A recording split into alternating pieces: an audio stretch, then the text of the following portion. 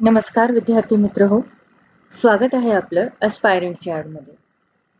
आजच्या व्हिडिओमध्ये आपण पाहणार आहोत यंदाच्या 28 जून रोजी होणाऱ्या महा-TET परीक्षेसाठी पेपर 2चा स्पेशलायझेशनचा सब्जेक्ट सामाजिक शास्त्र म्हणजेच सोशल सायन्सवरती सर्वाधिक रिपीटेड क्वेश्चन्सचा एक प्रॅक्टिस सेट.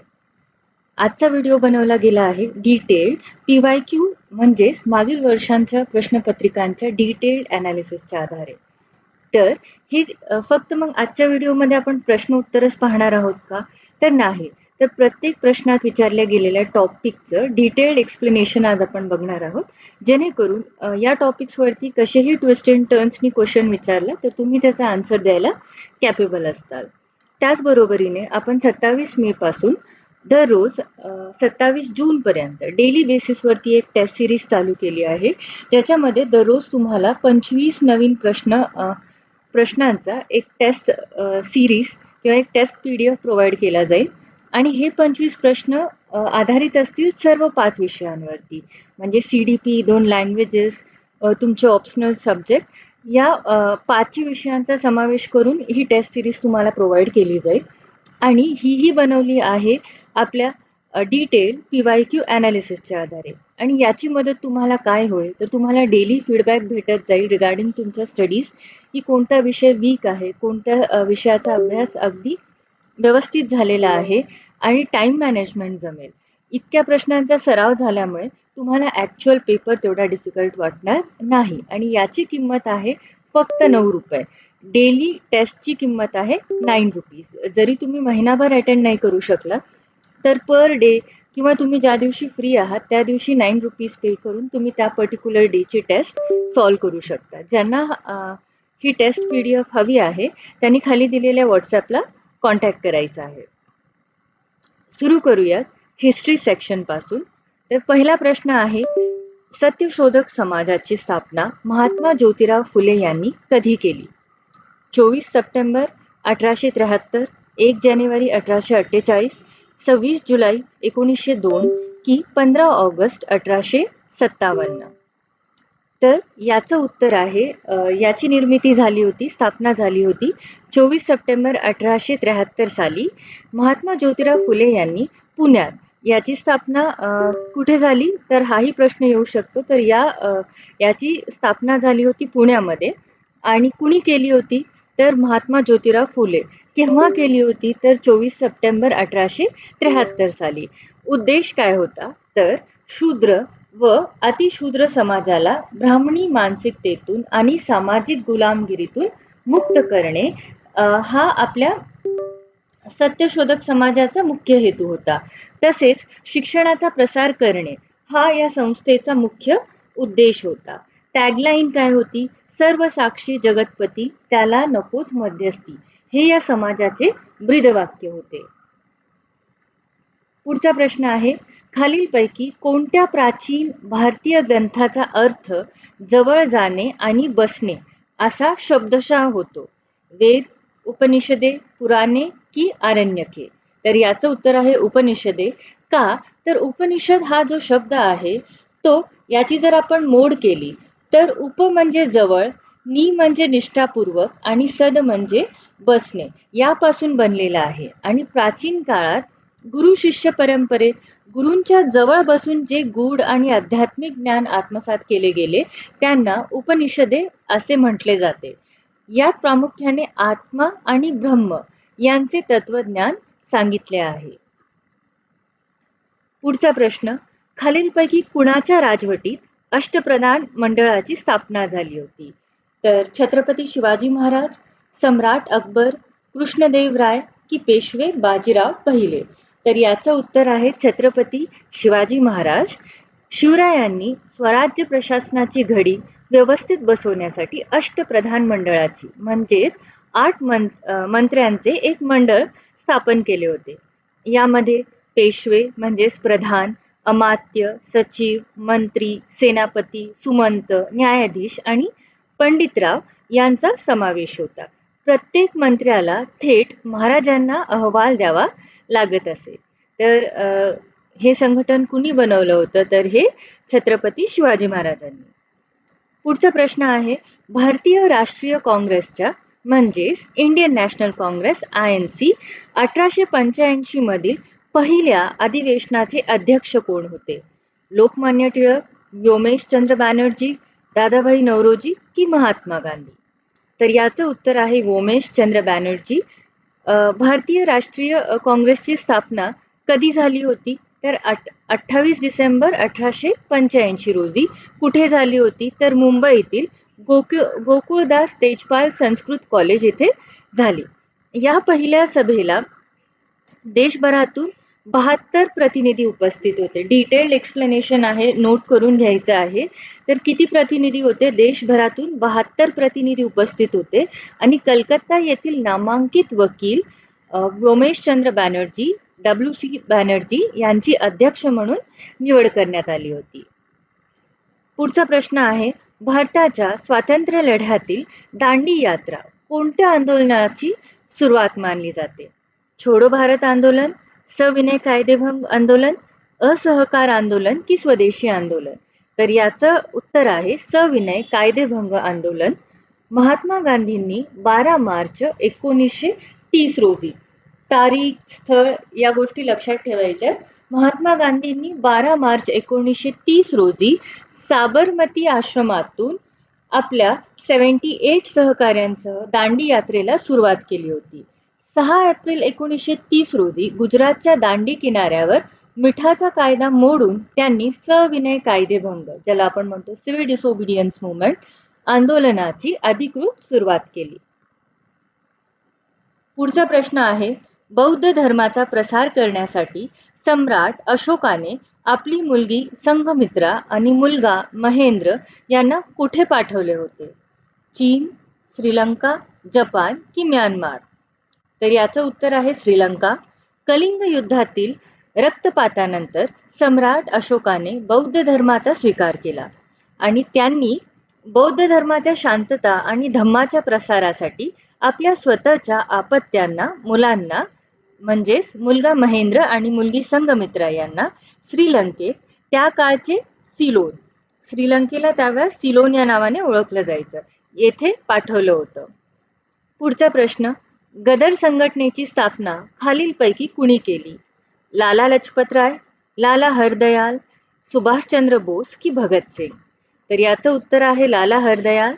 1913 मध्ये अमेरिकेतील सॅन फ्रान्सिस्को येथे भारतीय क्रांतिकारांनी गदर पक्षाची स्थापना केली आणि लाला हरदयाल हे याचे प्रमुख सूत्रधार होते.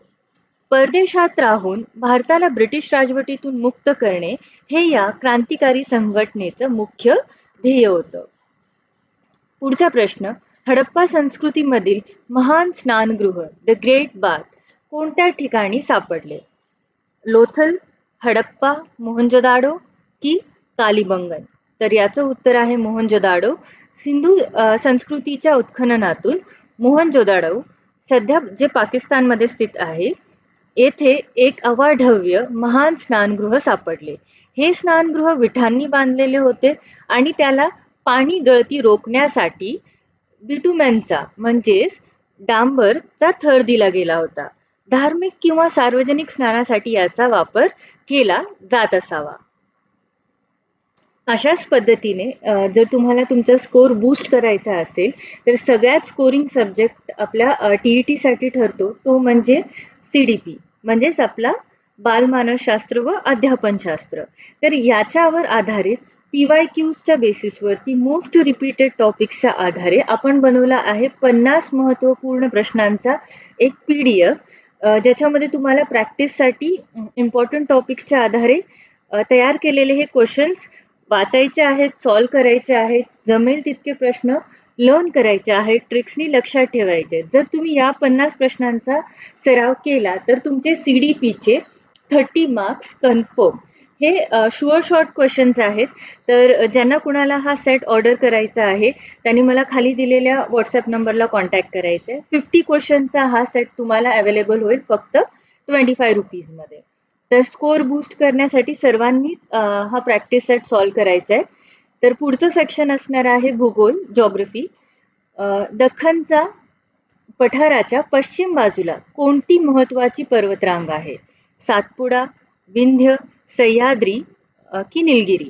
तर याचं उत्तर आहे सह्याद्री.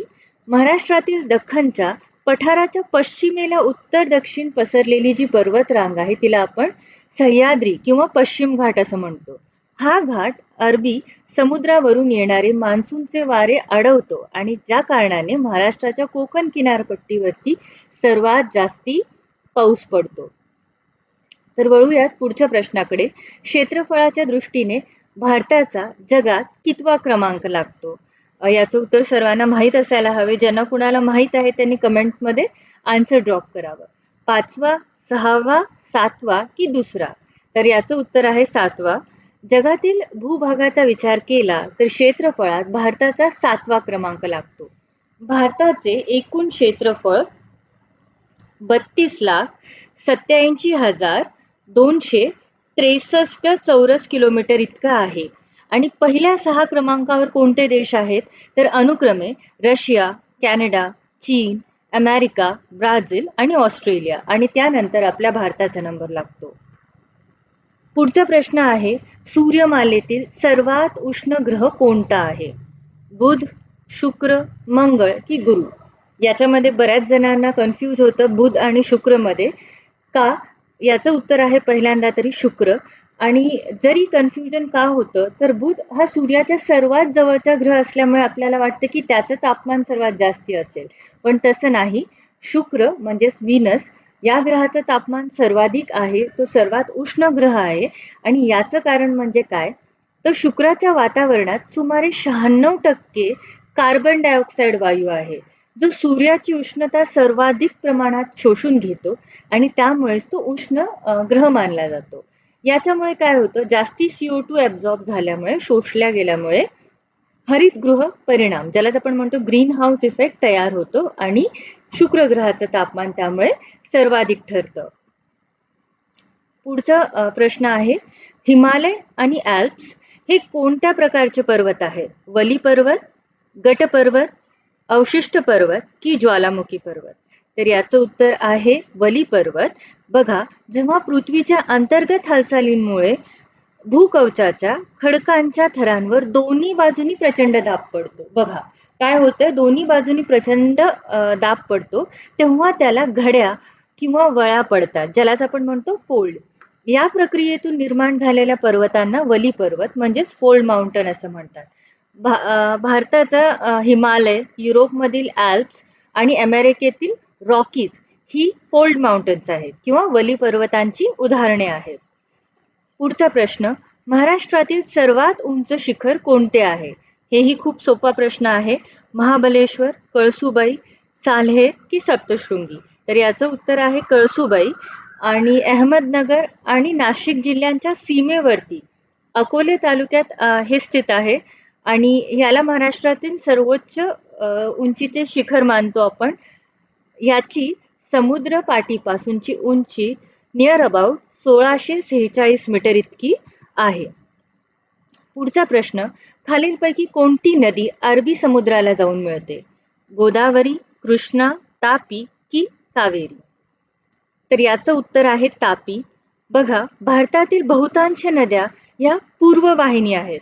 आणि असं पूर्ववाहिनी असून त्या काय होतात, बंगालच्या उपसागराला मिळतात.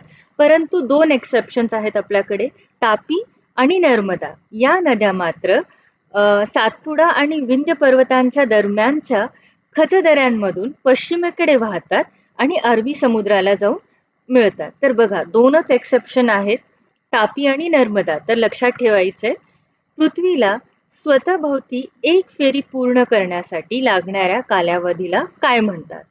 परिवलन, परिभ्रमण, संपात की अयन? तर याला म्हणतात परिवलन.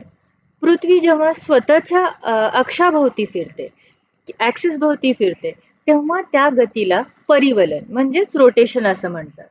आणि पृथ्वीला एक परिवलन पूर्ण करण्यासाठी 24 तास म्हणजे एका दिवसाचा कालावधी लागतो, ज्यामुळे पृथ्वीवर दिवस आणि रात्र होतात.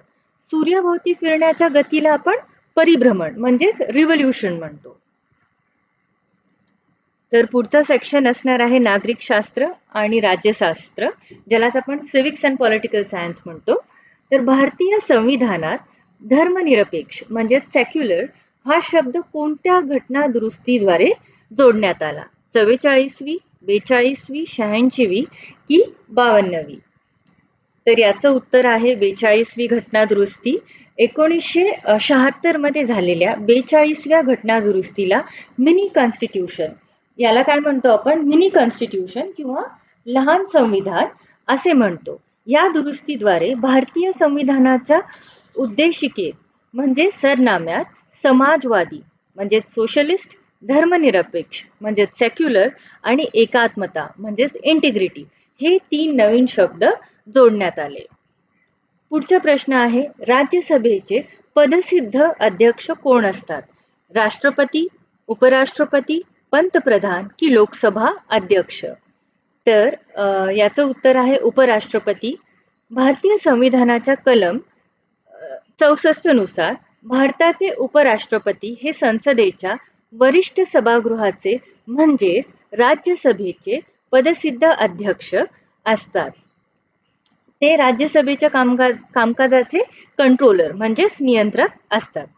तर पुढचा प्रश्न आहे, भारतीय संविधानातील मार्गदर्शक तत्वे म्हणजेच डायरेक्टिव्ह प्रिन्सिपल्स कोणत्या देशाच्या संविधानातून घेण्यात आली आहेत? अमेरिका, आयर्लंड, ऑस्ट्रेलिया की रशिया? तर याचं उत्तर आहे आयर्लंड. भारताने कल्याणकारी राज्याची निर्मिती करण्यासाठी संविधानाच्या भाग 4 मध्ये म्हणजेच कलम 36 ते 51, हेही इम्पॉर्टंट आहे, कलम 36 ते 51 हे पडतं भाग 4 मध्ये राज्याची मार्गदर्शक तत्वे समाविष्ट केली आहेत आणि ही संकल्पना आपण घेतली होती आयर्लंडच्या संविधानातून. पुढचा प्रश्न, मूलभूत हक्कांच्या संरक्षणाची जबाबदारी खालीलपैकी कुणावर आहे? संसद, राष्ट्रपती, सर्वोच्च व उच्च न्यायालय की पंतप्रधान? तर याचं उत्तर आहे सर्वोच्च व उच्च न्यायालय. नागरिकांच्या मूलभूत हक्कांचे म्हणजे फंडामेंटल राईट्सचे उल्लंघन झाल्यास संविधानातील कलम 32, कलम लक्षात ठेवायचे, कलम 32 नुसार सर्वोच्च न्यायालयातील आणि कलम 226 नुसार उच्च न्यायालयात दाद मागता येते. म्हणूनच न्यायव्यवस्थेला मूलभूत हक्कांचा पालक आणि रक्षक असं म्हटलं जातं. पुढचा प्रश्न, माहितीचा अधिकार म्हणजेच RTI, राईट टू इन्फॉर्मेशन, भारतात कधी लागू करण्यात आला? 2001, 2005, 2010 की 2000? तर याचं उत्तर आहे 2005. सरकारी कामकाजात पारदर्शकता आणण्यासाठी आणि भ्रष्टाचाराला आळा घालण्यासाठी भारतात, तारीख लक्षात ठेवायची आहे, 12 ऑक्टोबर 2005 रोजी माहितीचा अधिकार कायदा, ज्यालाच आपण म्हणतो right to information act RTI, देशभरात लागू करण्यात आला. पुढचा प्रश्न आहे, ग्रामपंचायतीचा प्रशासकीय प्रमुख कोण असतो? सरपंच, ग्रामसेवक, गट विकास अधिकारी ज्याला आपण म्हणतो BDO, ब्लॉक डेव्हलपमेंट ऑफिसर की तहसीलदार? तर याचं उत्तर आहे ग्रामसेवक. ग्रामपंचायतीचा राजकीय प्रमुख सरपंच असतो. लक्षात ठेवायचंय, राजकीय प्रमुख म्हटलं तर सरपंच, तर प्रशासकीय प्रमुख असतात ग्रामसेवक. ग्रामसेवकाची नेमणूक जिल्हा परिषदेकडून केली जाते आणि तो ग्रामपंचायतीचा सचिव म्हणून काम पाहतो व गावाच्या विकासाच्या योजना राबवतो. लास्ट सेक्शन असणार आहे सामाजिक शास्त्र, अध्यापन शास्त्र. तर सामाजिक शास्त्राच्या वर्गात स्थानिक आरोग्य सेवकाला व्याख्यानासाठी आमंत्रित केल्यास शिक्षक कोणत्या प्रकारच्या संसाधनाचा वापर करत आहे? पाठ्यपुस्तक संसाधन, समुदाय संसाधन ज्याला आपण म्हणतो कम्युनिटी रिसोर्स, बहुमाध्यम संसाधन की तांत्रिक संसाधन? सोपं आहे, तर याचं उत्तर आहे समुदाय संसाधन म्हणजेच कम्युनिटी रिसोर्स. जेव्हा शिक्षणात पुस्तकी ज्ञानाबाहेर जाऊन समाजातील व्यक्ती, संस्था किंवा घटकांचा वापर केला जातो तेव्हा त्याला समुदाय संसाधन म्हणतात. जसं की डॉक्टर्स, पोस्टमन, पोलीस किंवा आरोग्य सेवक यांना वर्गात बोलावल्याने विद्यार्थ्यांना प्रत्यक्ष आणि व्यावहारिक अनुभव मिळतो, तर याला आपण म्हणतो समुदाय संसाधन.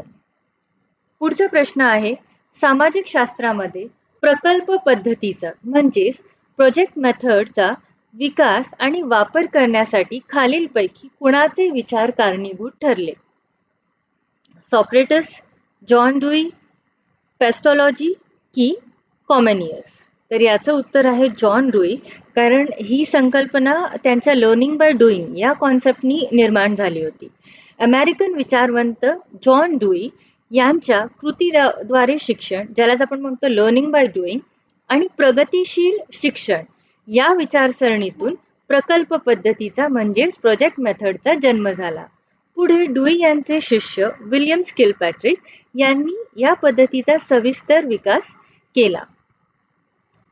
पुढचा प्रश्न, विद्यार्थ्यांमध्ये संसदेची भूमिका आणि कामकाज समजून घेण्यासाठी खालीलपैकी कोणती पद्धत सर्वात योग्य ठरेल? पाठाचे केवळ वाचन करणे, युवा संसद म्हणजेच युथ पार्लियामेंट आयोजित करणे, फळ्यावर आकृती काढणे की गृहपाठ देणे? तर बघा, जिथे जिथे निगेटिव्ह कीवर्ड आहे, आपण याला आपल्या पॉझिटिव्ह निगेटिव्ह कीवर्ड स्ट्रॅटेजी, जे मी दर व्हिडिओमध्ये वापरते, याने उत्तर शोधूया.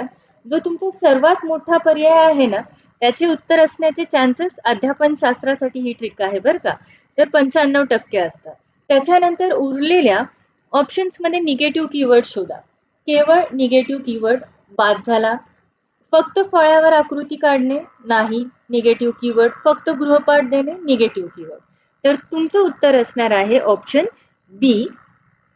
केवळ पाठांतर किंवा वाचनाने संसदेची गुंतागुंतीची प्रक्रिया समजणे खूप कठीण असते. म्हणून वर्गात एखादा युवा संसद किंवा नाट्यकरण म्हणजेच एखादा रोल प्ले आयोजित केल्यास विद्यार्थी स्वतः खासदार, मंत्री किंवा अध्यक्षांची भूमिका बजावतात, ज्यामुळे त्यांना लोकशाही ही प्रक्रिया प्रत्यक्ष कृतीतून समजते. आजचा शेवटचा प्रश्न, सामाजिक शास्त्र शिक्षणातील उद्गामी पद्धती म्हणजेच इंडक्टिव्ह अप्रोच म्हणजे काय? नियमाकडून उदाहरणाकडे जाणे, विशिष्ट उदाहरणाकडून सामान्य नियमाकडे जाणे, फक्त पाठांतर करणे की शिक्षकाने सतत बोलत राहणे? तर बघा, याचं उत्तर असणार आहे विशिष्ट उदाहरणाकडून सामान्य नियमाकडे जाणे.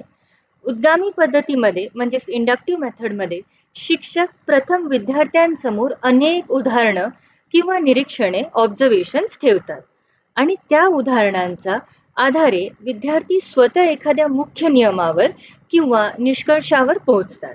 ही पद्धत विद्यार्थी केंद्रित म्हणजेच स्टुडंट सेंटर्ड आणि विचारशक्तीला चालना देणारी मानली जाते. तर हे होते आजचे मोस्ट इम्पॉर्टंट, मोस्ट रिपीटेड टॉपिक्सच्या आधारे बनवलेली टेस्ट सिरीज. आशा करते सर्वांनाच कॉन्सेप्ट क्लिअर झाले असतील. तुम्हाला कोणताही स्टडी मटेरियल ऑर्डर करायचं असेल तर आपल्या व्हॉट्सअप नंबरवरती कॉन्टॅक्ट साधायचा आहे. कोणती डिफिकल्टी असेल तर कमेंट सेक्शनमध्ये सांगायचं आहे. डेफिनेटली त्याच्यावरती काम केलं जाईल. आणि व्हिडिओ आवडला असेल तर व्हिडिओला लाईक करायचं आहे. आणि चॅनलवरती नवीन असाल तर परीक्षेच्या तयारीसाठी चॅनलला नक्की सबस्क्राईब करायचं आहे. धन्यवाद.